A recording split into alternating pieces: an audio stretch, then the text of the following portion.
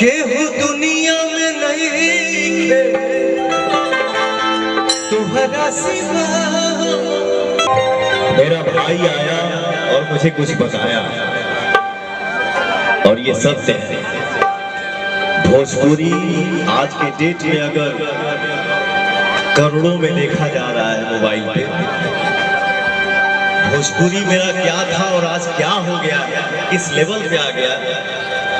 इतना अच्छा लेवल दिलाने के लिए मैं उस चाचा को सत सत नमन करता हूँ और एक जोरदार ताली बजा दीजिए आप लोग मेरे विनय बिहारी जी के नाम पे। लव यू चाचा। एक गाना मैं गाया हूँ, वो कहीं भी गाता, जैसे मैं कपिल शर्मा के शो में गया, गाना के लाइन गौनी हम भगवान बड़ी फुर्सत से आप सबके बनौले बड़े।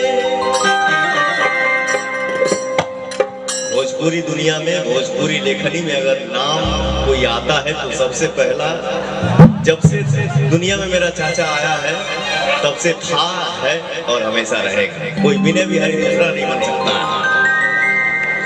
वो कौन सा एक लाइन बोल रहे हो?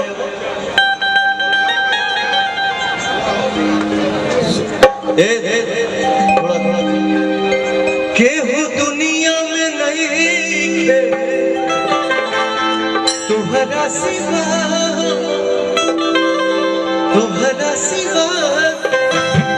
प्यार में है देखी गोरी हम बेवफा, हम बेवफा। हाँ, ये सबके सब। लेकिन मैं यही बोलना चाहता हूँ, विनय चाचा मेरा जो है वो दूसरा विनय बिहारी नहीं हो सकता है। एक जोरदार ताली बजा दीजिए आप लोग, आशीर्वाद दीजिए सबको।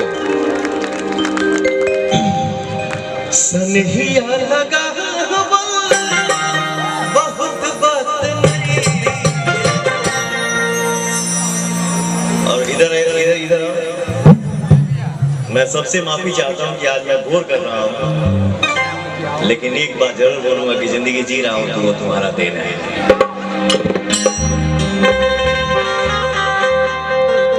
अरे सनहिया लगा